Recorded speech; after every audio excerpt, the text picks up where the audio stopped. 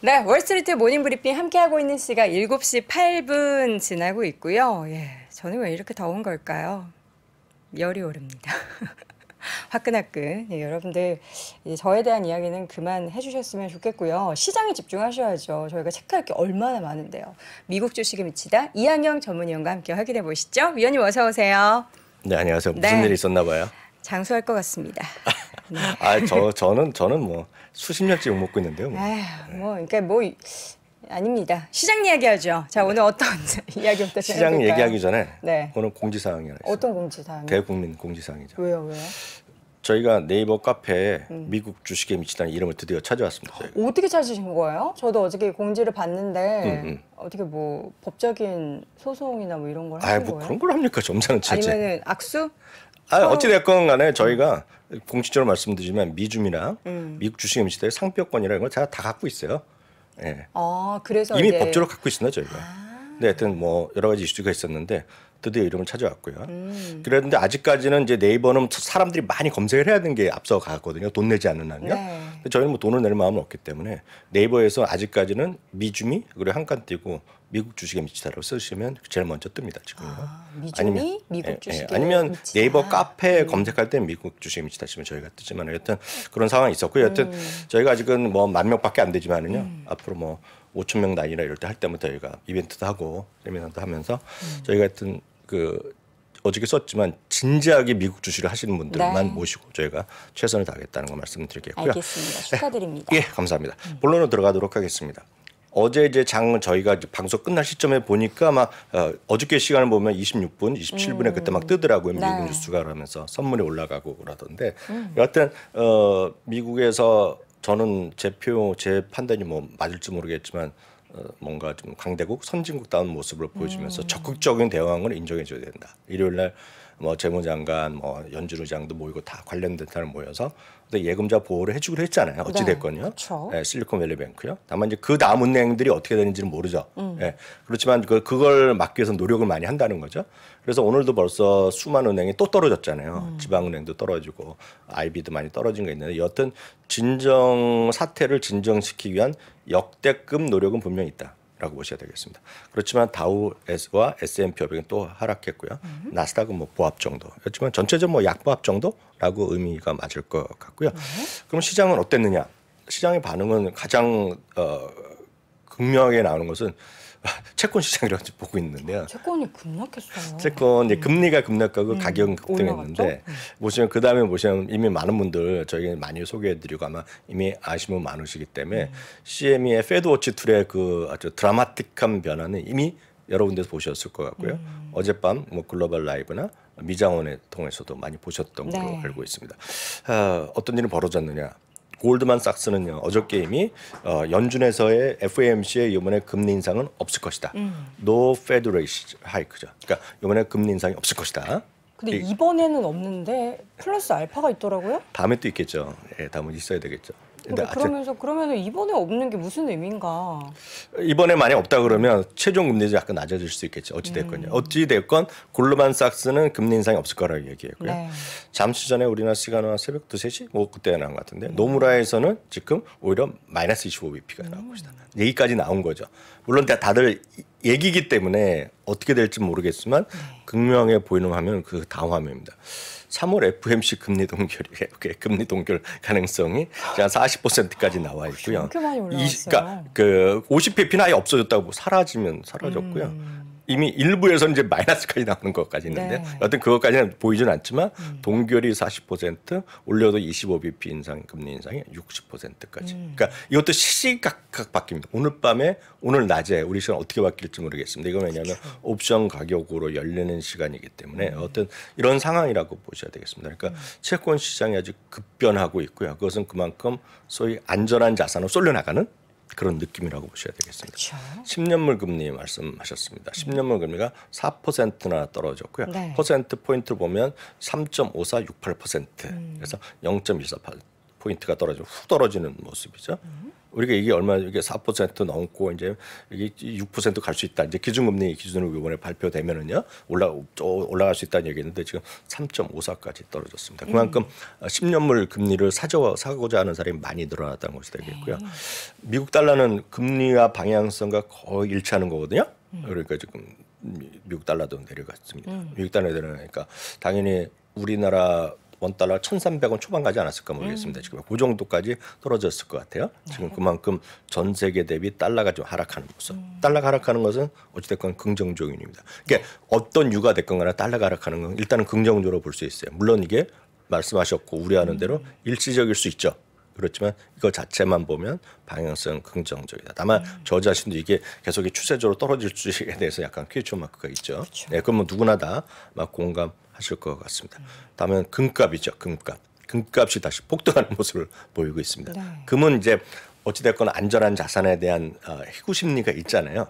다시 말씀드리지만 금에 대한 방향성 투자는 저는 관심이 없습니다. 잘 모릅니다. 그건 알 수가 없고요.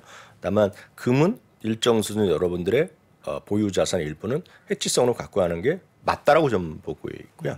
금을 투자하는 방법은 진짜 5만 가지 방법이 있습니다. 가장 여러분들이 쉽게 하실 수 있는 것은 우리나라 여러분 증권 계좌가 있는 분은 누구나 다 하실 수 있는 한국 거래소를 통해서 직접 금을 뭐 10원 단위, 100원 단위 막 살 수 있잖아요. 딱 그런 방법도 있겠고요. 아니면 실물을 원하시는 분은 있는데 그에 뭐 또 비용이 있겠고요.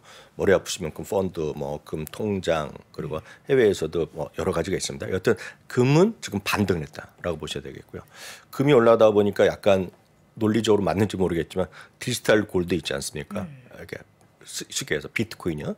비트코인도 그것도 급반등하는 그런 모습을 보여주었습니다. 이게 방향성은 뭐 우리가 퀘스천 마크지만 사람들이 이렇게 여기는 사람이 있는 거죠. 그래서 지금 비트코인도 훅 반등하는 모습을 보여주는 것도 다만 이 어찌 보면 정신없는 금융시장에서의 어떤 반작용들이 여기저기서 이어지고 있는데 이런 보여드렸던 정신없는 흐름이 추세적으로 이어질지 아닐지에 대해서는 퀘스천 마크가 있습니다. 다들 각자의 생각이 있는데 저는 뭐 이렇게 크게 이어지기는 쉽지 않다라고 보고 있습니다. 저 개인적인 생각은요. 유가는 여지됐건 계속 소위 흔히 얘기해서 박스권에 그러니까 80달러 넘는 듯 하더니 또 75달러까지 와 있어요. 그러니까 계속 이 정도 상태가 이어지고 있다고 보셔야 되겠습니다. 그러니까 어떤 분이 벌써 쓰셨잖아요. 비트코인이 안전자산인가? 전혀 아니죠. 그렇죠. 전혀 아닌데 그렇게 사람들이 뭔가 좀 대신을 사는 사람이 있다는 그 말씀을 드린 겁니다. 네. 그럼 이제 많은 사람들이 지금 어떤 움직임이 보이냐 지금 보시면 뭐좀 이제 섹터 흐름을 보여드리고 있는데요. 뭔가 좀 해븐이라는 거에 그러니까 하늘이라는 해븐은 H2를 쓰잖아요. 여기 해븐이라는 건 이제 항구나 이런 겁니다. 항구. 항구가 될 자산. 여기 해븐은 항구의 의미. 항구 스펠링이 다르잖아요. 항구 뭐 피난처 이런 거죠. 뭔가 사람들이 피난하는 곳에 몰려갔다는 얘기입니다. 지금 피난하는 곳에 보시면 유틸리티 말이 되잖아요. 이해가 되죠. 헬스케어 올해 또 많이 워낙 떨어졌어요. 그러다 보면 헬스케어 뭐 영원할 수 있잖아요. 그래서 그 헬스케어 그리고 부동산은 뭐 안전 자산보다는 부동산은 금리의 변수거든요. 금리가 훅 떨어지니까 오늘 리츠가 또 많이 올라갔고요. 필수소비재까지는 또 이해가 되시잖아요. 이렇게 올라갔고요. 그럼 이제 기술주가 왜 올라가느냐? 기술주는 어떤 기술주가 올라가면 다 웬만한 게 올라갔지만 빅테크들이 끌고 왔습니다. 빅테크들 그런 것도 좀 보시면 되겠습니다. 이거 어쨌든 안전 자산의 회구 심리라고 보셔야 되겠습니다. 그래서 여기 해본 말씀드린 피난처 자산, 항구 자산 이런 쪽으로 갔다 그렇게 이해하시면 되겠고요. 또 하나가 이제 완전히 또 안전한 것을 보면 앞서 10년물이지만 짧게 하는 거가 너무 10년은 너무 길고 위험하잖아요. 그렇죠. 짧은 거를 보는 사람들이 말이 됩니다. 이건요. 단기 채권에 확 가는 거죠. 그래서 2년짜리 뭐 이런 것도 훅 떨어지는 모습이죠. 5%였다가 지금 4.6 초반까지 막 가거든요. 5% 넘나 들었었죠. 그렇죠. 이거는 갖고 있던 분은 돈을 상당히 벌었을 겁니다. 지금 이거 투자하시는 분들. 네. 그래서 올해 들어서 ETF 투자를 많이 하셨잖아요. 채권. 근데 1월 중순 하순까지 재밌다가 2월 때 많이 손해 보셨잖아요. 상당 부분 또 복구하고 있습니다. 지금 채권 하신 분들은요. 왜냐 금리랑 반대잖아요. 지금은. 예, 그래서 좀 올라갔는데 모르겠습니다. 그거에 대한 판단은 또 그 전문가들이 하실 부분이고 여하튼 이런 현상이 지금 이어졌다라고 이해하시면 되겠습니다. 그리고 빅테크주들이 엄청 올랐어요. 엄청 아닙니다. 엄청 아니고 뭐 1, 2% 정도. 하락 속에서 오른 거는 엄청. 네, 그렇죠. 1, 2%지만 이게 엄청 좋다라기보다는 제가 봤을 때는 이것도 일정 수준 상대적으로 안전한 심리. 안전 심리. 왜냐하면 빅테크는 여러 가지가 있잖아요. 돈을 버는 것도 있고 1번도 있고 2번도 있고 3번, 4번도 있는데 지금 뭔가 많은 분들이 한번 잘 고민 생각해 보시면 지금 이 세상이 어지러운데 어지러운데 3, 4번이 살아남겠느냐, 1, 2번이 살아남겠느냐, 1, 2번을 가는 거죠. 채권금리 하락 속에서 빅테크 종목들이 올랐다기보다는 그냥 안전한 이들의 네, 상대적으로 기업이 안전한 나아질 빅테크들이 것이다. 좀 올랐다. 그런 심리군요. 라고 저는 해석하고 있습니다. 저는 뭐 제가 틀릴 수도 있지만 네. 저는 그렇게 해석하고 있습니다. 또 마이크로소프트 이런 거죠. 그러면 이럴 때 보면 늘 제가 말씀드리지만 우리가 단기적인 바로 타이밍을 우리가 예측하거나 이럴 수는 없어요. 다만 이럴 때는 뭔가 안전한 거를 뭐 하면 여러분 부동산에 빗대어 말씀드리지만 공시지가 이하로 내려가 있는 주식이다. 공시지가 이하까지 아파트 가격이 내려가 있다 그러면 뭐 경매라도 하는 분들이 있잖아요. 경매 해보셨어요? 경매요? 네. 경매는 아직은 못 해봤습니다. 저는 뭐 그런 거 근처도 안 가봤죠. 부동산은 해본 적이 근데 요새 없어요. 관심을 많이 갖고 있습니다. 그럴 때 보면 저는 이제 가끔 뉴스나 사람들이 얘기하는 거 보면 공시지가 이하로 떨어져 갖고 그런 얘기에 그런 거라고 보시는 것이 적정 주가, 적정 가치라고 보시면 되겠는데요. 다시 말씀드리면 이제 적정 주가를 어떻게 찾느냐 이렇게 물어보시면 계시는데 이거는 그 대학교에서 석사과정 이상에서 엄청 하는 거 한 학기 내내 배웁니다 이거. 그리고 그 저거를 계산해서 구하는 거를 왜 각자 나름대로 하는 거죠. 그래서 네. 뉴욕 대학의 뭐 다모다란 교수가 이제 세계 최고의 권위자고 이거 갖고 박사 논문도 쓰니까 이거는 개인적으로 좀 만들 수 있냐면 좀 못 만듭니다 저는. 예. 가르치는 하는 것도 보통 대학교에서도 강의 때 보면 이거 한 6시간 정도 기본 네네. 잡죠. 그렇지만 아주 간단한 것만 얘기하는데요. 그래서 가장 우리가 쉬운 거는 모닝스테이하는 적정 주가를 여러분들이 거래하신 증권사에서 웬만하면 찾으실 수 있어요. 그래서 이거랑 적정 주가 대비 주가 아래 있다면 상당히 저평가된 건데 그래서 여러 번 가령 보여드리는 건데 폭이 상당히 벌어졌느냐 안 벌어졌냐. 웬만한 것도 여기 이게 웬만한 시장의 강세장에서는요 이런 일이 벌어지지 않습니다. 이 주가가 적정 주가보다 상당히 위에가 있는 게 상내요. 근데 작년부터 주가가 베어마켓 들어가 있으니까 이런 일이 벌어지는 건데 그 와중에서도 많이 벌어졌느냐 적게 벌어졌느냐 이런 거거든요. 지금 상당히 또 많이 벌어지고 있습니다 지금요. 지금 수준이요. 물론 작년 10월만큼은 아니죠. 이때만큼은 아니죠. 6월만큼은 아니지만 상당히 벌어져 있기 때문에 이런 걸 보고 두 가지를 하실 수 있습니다. 여러분들 이게 물려 있다 그러면 기다려보자. 아니면 뭐 매수 시점 처음 한번 사볼게 하면 야 이건 뭐 장기적으로 뭐 물리진 않겠다 이런 생각에서의 적정 주가를 이해하시면 되겠습니다. 갭이 있습니다. 그래서 정 궁금하시면 모닝스타 사이트에 들어가시면 적정 주가에 대한 기본 개념 그리고 이거는 네이버나 이렇게 하더라도 적정 가치, 적정 주가에 대한 거는 거의 논문성이 많이 있기 때문에 거기서 확인하시면 되겠습니다. 그리고 애플도 볼까요? 네, 애플도 마찬가지입니다. 애플도 지금 상당히 좀 벌어져 있습니다 지금요. 네, 애플도 올라갈 때도 있었잖아요. 네. 네, 위에, 주가보다 더 위에 있을 때도 간혹 있는데요. 지금 보면 전체적으로 밑에 있습니다 지금요. 그러니까 빅테크들이요. 그러니까 여러분들이 원하시는 주식 한번 가끔 여러분들이 그 검색하는 거 찾으셔갖고요. 저게 안 나오는 기업들도 있겠죠. 조금 이게 3번, 4번 주식 같은 경우에는 3번, 4번 주식도 웬만한 게 다 나옵니다. 나옵니까? 네, 그래서 웬만한 거 다 계산은 할 수 있어요. 계산을 할 수 있는데 너무 작으면 신뢰성이 떨어질 수 있죠. 그쵸. 네. 그렇지만 오히려 3번, 4번 같은 주식에서 상당히 저평가되게 나오는 게 있습니다. 그래서 우리가 생각하는 저평가가 그런 거를 이런 전문가들이 하는 거는 다모다란 교수 같은 경우 한번 제가 본 적이 있는데 5년, 10년 후의 거를 갖고 옵니다. 막.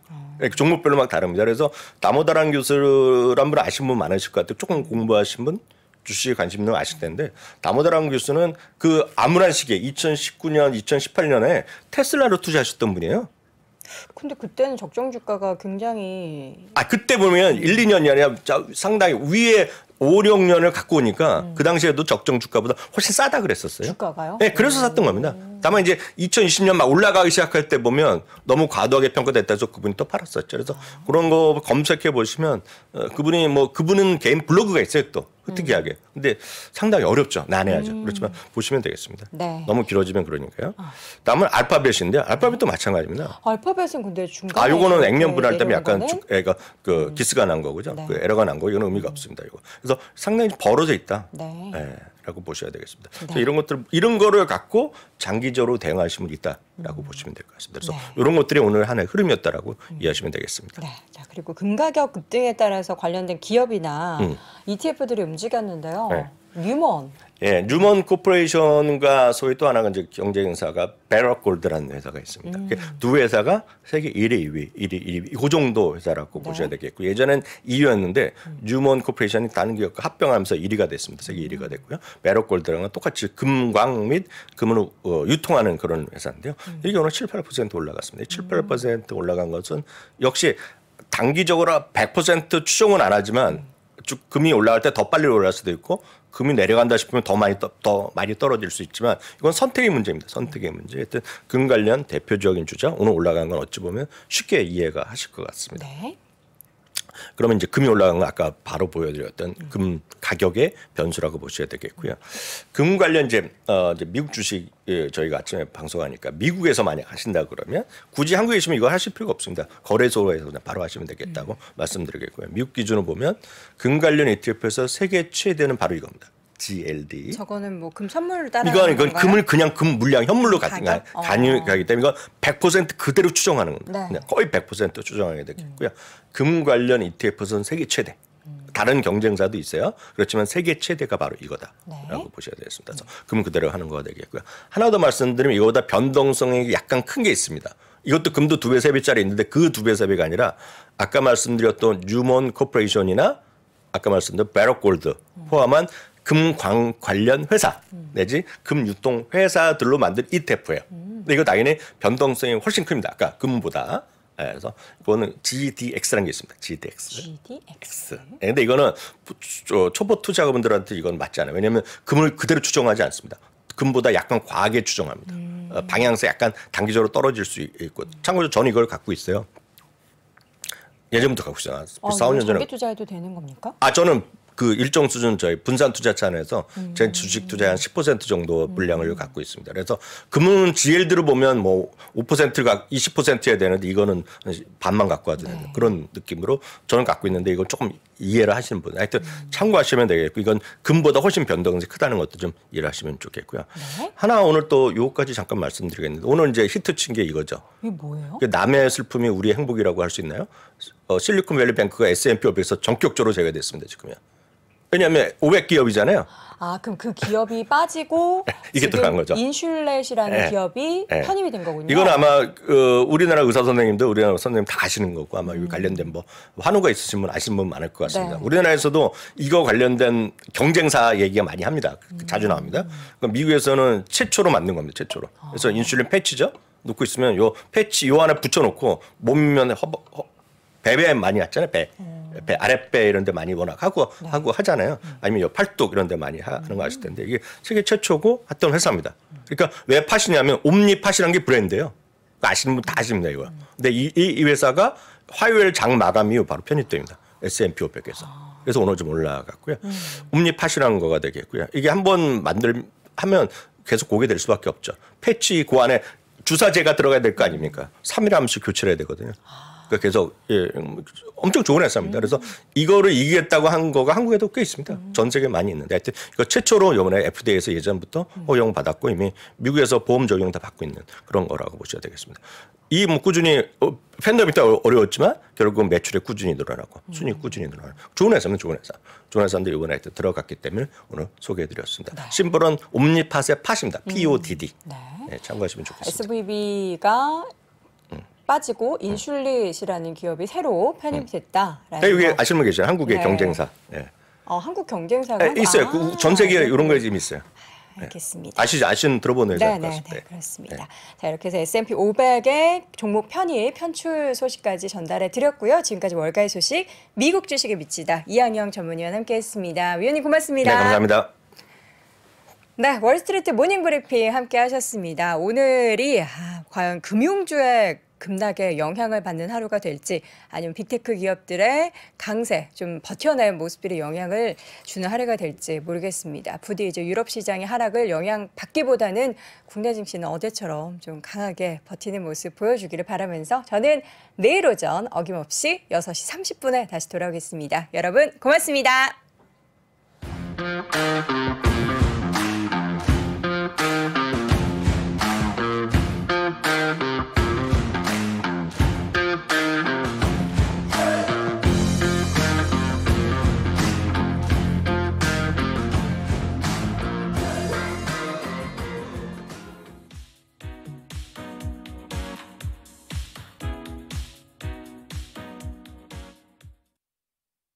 복잡하고 어렵게 느껴지는 재무제표와 용어들, 친절한